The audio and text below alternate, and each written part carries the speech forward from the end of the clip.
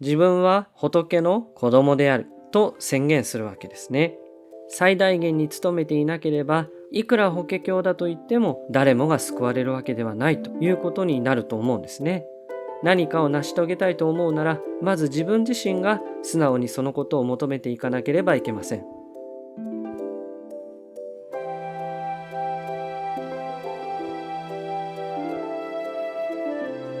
はい、皆様こんにちは。法華経の話第37回です。少し寒い日もありましたが、もう随分暖かくなってきました。暖かいというよりはもう暑いぐらいの感じがするぐらいでございますが、とってもいい季節になってきたなというふうに思います。それでは今回の内容です。まずは簡単にここまでを振り返ります。まず、序本第1では、釈尊は三昧という瞑想の状態に入り、そこから気髄を示してくれました。この気髄を見て、文殊師利菩薩は、これから法華経という素晴らしい教えが説かれるであろうと。この気髄を釈尊が示したからには、釈尊はこれから法華経という素晴らしい教えを説いてくれるであろうということを聴衆に伝えます。次に方便本に入って、釈尊は三昧の瞑想状態から覚め、聴衆に対して仏の知恵は大変に深く尊いものであるから、仏以外の者どもには難下難入であると、こう告げられるわけです。そしてその仏の知恵は、仏と仏のみがよく理解できるのだと仰せられまして、その仏の知恵の一端であるものを示してくださったのが、十如勢だったわけです。このことを釈尊は続いて下をもって重ねて説明をしてくださるんですが、この方便本の冒頭の説法を聞いていた聴衆たちはいきなりなんでそんなことを言うのだろうと。聴衆たちはこれまでそれなりに修行し、それなりの悟りを得てきたわけです。しかし仏様釈尊は、仏の知恵というのは難下難入であり、その聴衆たちには到底理解できるものではないんだということをですね、突然言い出されたわけですね。なんでそんなことを釈尊は仰せになるのだろうか。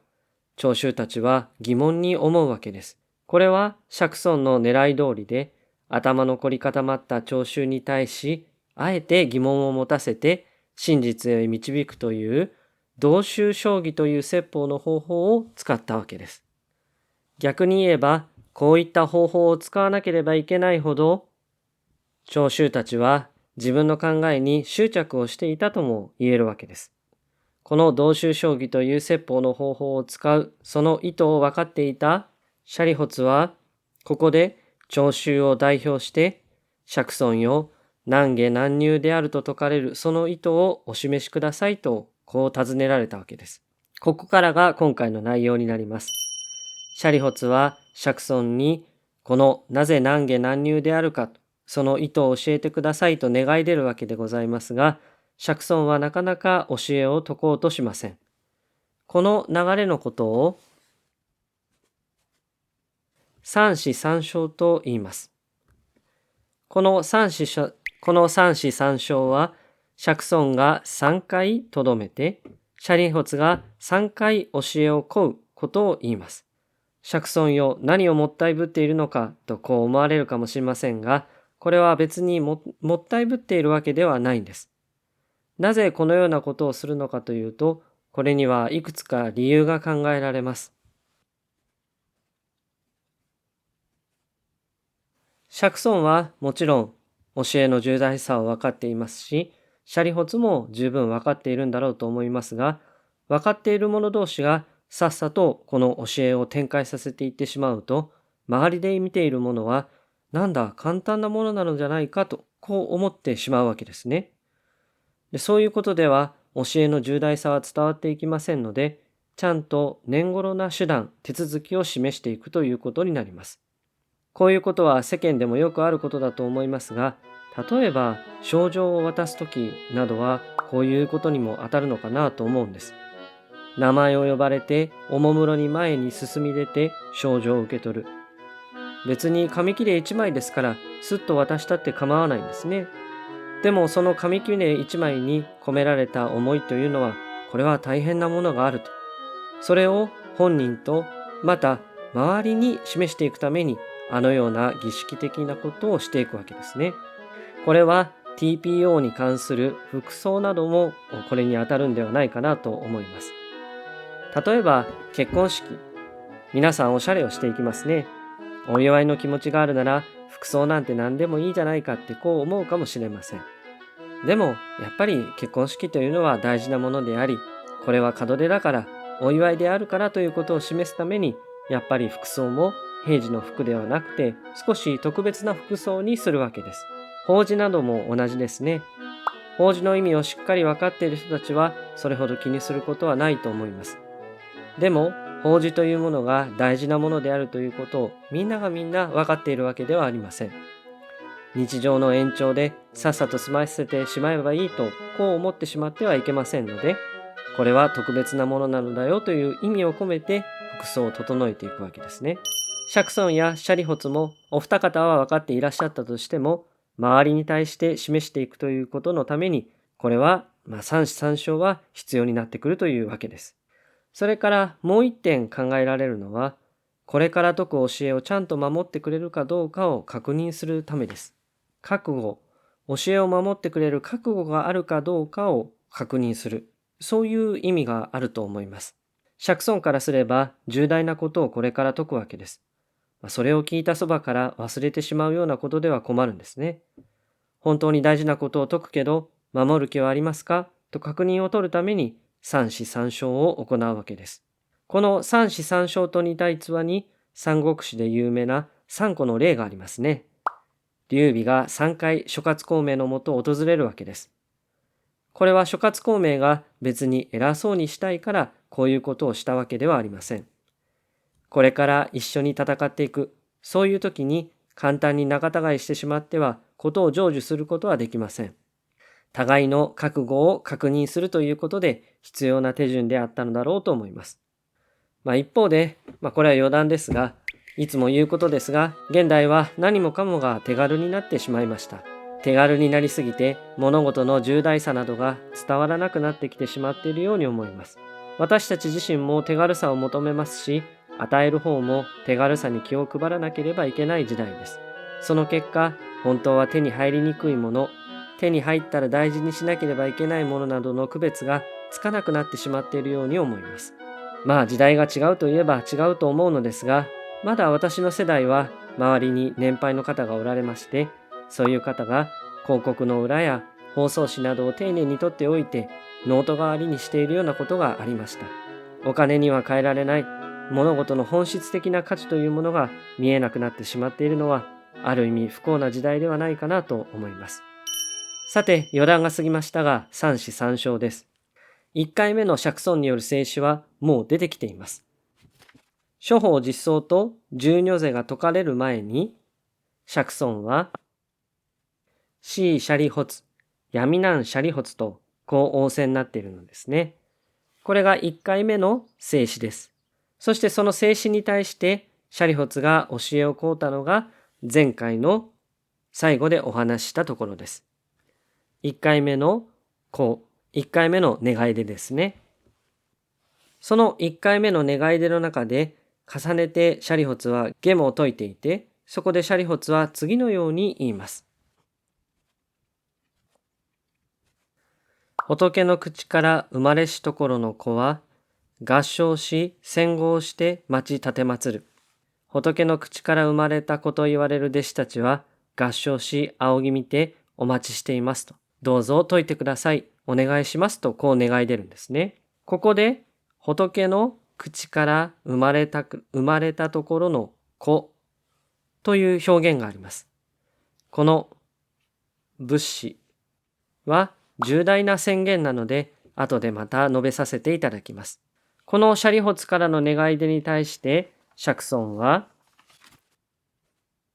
その時に仏シャリホツに告げたまわく、闇なん闇なん、すべからくまた説くべからず。その時に仏はシャリホツに、やめようやめよう、説くことはできない、とこう仰せになるんですね。これが2回目の聖詩になります。この聖詩を聞いてすぐさまシャリホツは2回目の願い出をされます。シャリホツ、重ねて仏に申しても咲く。世尊、ただ願わくばこれを解きたまえと。それでもシャリホツはさらに重ねて仏に次のようにお願いしました。世尊よ、どうか解いてください。お願いしますというわけですね。これが2回目の願い出です。この願い出に続いてシャリホツは、ここに集まっている人たちは、これから釈尊が説いてくださることをきっと信じるでしょう。だから説いてくださいと釈尊に願い出るんですね。これはもうお分かりいただけると思うのですが、シャリホツは周りにいる聴衆に対して、釈尊の言うことをちゃんと信じなきゃダメだよということをこれ言ってるわけですね。釈尊に対してこの信じますよということを伝えているわけではなくて、聴衆に対して信じなきゃダメだよということを言っている。そういう場面であろうと思います。これに対して釈尊は、仏はまたシャリホツを止めたもう。しかし再びシャリホツを制止してとこうあって、釈尊はやっぱりシャリホツを制止するわけです。これが3回目の制止です。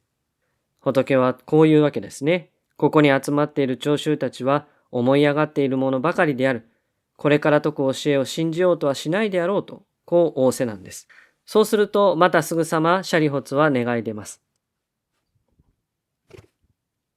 その時シャリホツ、重ねて仏に申して申さく。世尊、ただ願わくばこれを解きたまえ。お願いします。解いてください。解いてください。こう願い出るんですね。これが3回目の願い出です。そしてこの願い出の中でシャリホツは下をもって次のように釈尊に申し上げるわけです。我はこれ仏の長子なり。ただ分別し説くことを垂れたまえ。私は仏の後を継ぐ長子でもあります。どうかわかりやすく説いてください。自分は仏の子供である。と宣言するわけですね。先ほども出てきました仏子です。もちろんシャリホツは仏の実の子供ではありません。ですが、あえて自分は仏様の子供であるとこう宣言するんですね。この仏子というのが法華経での仏と私たちの関係性を示す、衆生の関係性を示す重要なキーワードになります。むしろこの三子三称はこの仏子という言葉を導き出すために行われたのではないかと思われるほどに重要なキーワードになります。それではなぜシャリホツは仏子と言ったのでしょうか。後になって釈尊自身もあなたたち衆生は私の子供であるとこう仰せになるのですが、それはなぜでしょうか。これはなかなか難しい問いですね。別に師匠と弟子、先生と生徒でも良いと思いますし、友人関係、良い友人関係でもいいと思うんですね。でもあえてここでは仏子、親子の関係に例えたわけです。これは親子というのはどこまで行っても関係が変わらない、つながりがあることをもって例えたのではないかなと思います。釈尊と今世を生きる私たちにとって、この間柄は大変に深い関係性がある。それは変わらない深い関係性があるということを、この仏子という言葉をもって示したかったのではないかなと思います。こうしてシャリホツの覚悟を悟った釈尊は、その時に世尊、シャリホツに告げたまわく。汝はすでに陰銀に三度超えり、兄解かざることを縁や。すると世尊は、釈尊はシャリホツに次のように告げられました。そなたは丁寧に三度も私に請うてくれた。どうして解かずにおられようか。と仰せになられまして、これから法華経の教えの深いところに入っていくわけです。ところがここで事件が起きるんですね。なんと、せっかく釈尊が教えをこれから説くと宣言したのに、その絵座にいた5000人の聴衆が席を立ってどこかへ退出をしてしまうんです。この5000人たちは結局自分の満足するところでとどまってしまって次のステップに進もうとしなかったんですね。怖かったんじゃないんでしょうか。せっかく自分が得たものが揺らいでしまうのが怖かったのかもしれません。でも本当にもったいないことだと思いますね。これからせっかく法華経の真髄を説いていくと釈尊が仰せになってくれてるのに、自分たちのその思いや考えに執着してしまったために、その釈尊の言葉を耳にすることは、素直に耳にすることはできなかったわけです。そして釈尊もこの5000人を引き止めることはしません。ただ黙ってどこかへ行くのを見届けるわけです。そしていなくなったことを確認すると、釈尊は舍利弗に、ここには純粋な気持ちの者どもだけが残った。その者たちに対して教えを説こうじゃないか。とおっしゃりまして、舍利弗も、よろしくお願いしますと、こう答えるんですね。この場面、とても淡々としているんですが、実際は大変なことであったと思います。いくら多くの人が集まっているとはいえ、5000人もの人が立ち去れば、周りも動揺するはずです。ところが、周りもそんなに動揺した様子はないんですね。もしかしたら、こうなることはみんな分かっていたのかもしれません。この5000人の人たちは、後に救済されることになりますが、ここで気をつけておかなければならないということがあると思います。それは、法華経という教えは、平等を説きまして、誰もが救われる教えではあるわけです。誰もが成仏できる教えなんですね。しかし、成仏したいという思いと、その仏様の教えを素直に聞こうとする志、気持ちがないと救われるわけではないということです。何もしていなくても、天からかどこからか救いが降って落ちてくるわけではありません。何か特別なことをしなさいと言っているわけではありません。成仏したいという気持ちと、素直に仏様の言葉を聞こうとする、その最小限のことを最大限に努めていなければ、いくら法華経だと言っても誰もが救われるわけではないということになると思うんですね。誰もが救われたら素晴らしいとは思いますが、やっぱりその人自身の気持ちがなければダメなんだろうというふうに思います。法華経では、後に布教菩薩という別のアプローチで人々を救済する手段も出てきますが、いずれにしても何かを成し遂げたいと思うなら、まず自分自身が素直にそのことを求めていかなければいけません。そういった時には、決して多くのことをしなければいけないというわけではないんだと思うんですね。最小限のことでいいと思いますが、その最小限のことを最大限に行